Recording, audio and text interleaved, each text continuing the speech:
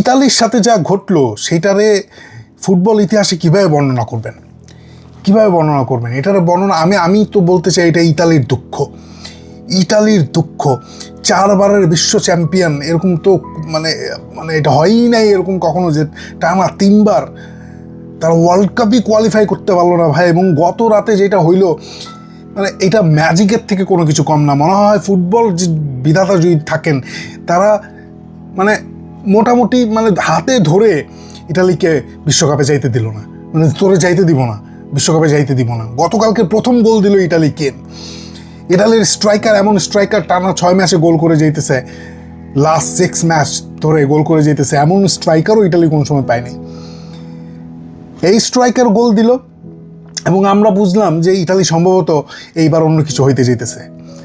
কিন্তু তারপরে বাস্টনির red card, সবার মাথায় হাত, সবাই বলতেছে কাম সারছে, এমার্জেন্সি ডিক্লেয়ার করে দাও।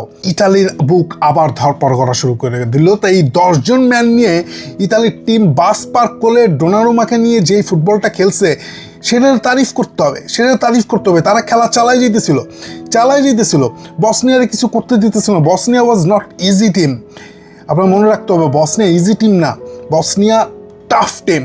এবং ইতালির যে কনফিডেন্স, প্রথম রেড কার্ডের পরেও সেই কনফিডেন্স যায় নাই।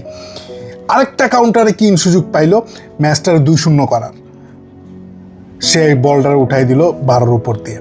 এবং তার যে ওয়ান টাচ শট করার কোনো কিছু চিন্তা না করে একটা এক্সট্রা টাচ ওইখানে নিয়ে সে এটারে ভালোভাবে শেষ করতে পারতো, সে ফিনিশ করতে পারতো সুন্দরভাবে। কিন্তু সে বিখ্যাত এই জন্য সে যে ডাম করে শট করে দেবে কোনো কিছু না ভেবে, ওয়ান টাচ শট। এরপর কিনরে নামাইলো, কিনরে উঠায় যারা নামাইলো সেও একটা শট করলো, 12-র উপর দিয়ে চলে গেলো। এবং প্রথম পেনাল্টি নিতে আসলো সেই 20 বছর বয়সী ইয়াং ছেলেটা।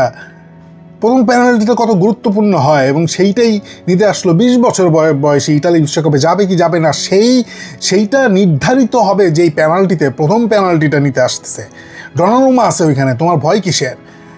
কিন্তু এই পেনাল্টির এই প্রেশার নিজের দেশকে ওয়ার্ল্ড কাপে 3য়বার না নিতে পারার আতঙ্ক, ভয় 12-র উপর দিয়ে উঠাই দিল।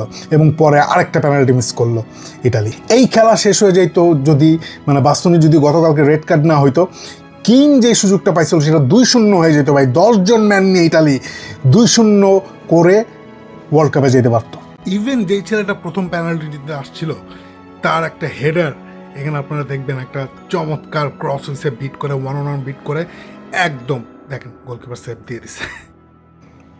ইতিহাসটা এইভাবে লেখা হইতে পারতো, কিন্তু ইতিহাস লেখা হবে অন্যভাবে। 4 বারের বিশ্ব চ্যাম্পিয়ন ইটালি টানা 3য়বার বিশ্বকাপে যেতে পারলো না।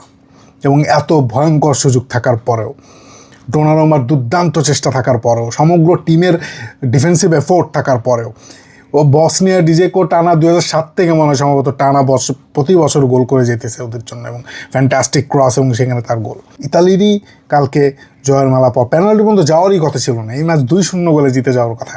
কিন্তু ইতালি তাদের নার্ভস ধরে রাখতে পারে না। ইতালি এই প্রেশারে ভেঙে পড়ছে। গতসে সম্ভবত থাকবে ন্যাশনাল টিমের ম্যানেজার হিসেবেই। কায়দে দিছে ভাই লোকটা, একদম কায়দে দেওয়ারই কথা। ইতালির এটাই ভবিষ্যৎ প্রজন্মের জন্য এটা খুবই ক্ষতিকারক হয়েছে। ভবিষ্যৎ প্রজন্মের শিশুদের জন্য, বাচ্চাদের জন্য, যারা ইতালির ফুটবলটা দেখে এখন বড় হইতেছে তাদের জন্য এটা খুবই দুঃখজনক একটা ঘটনা। টানা 3 বার, এইবারও ইতালি বিশ্বকাপে নেই। মানা যাচ্ছে না ভাই, মানা যাচ্ছে না।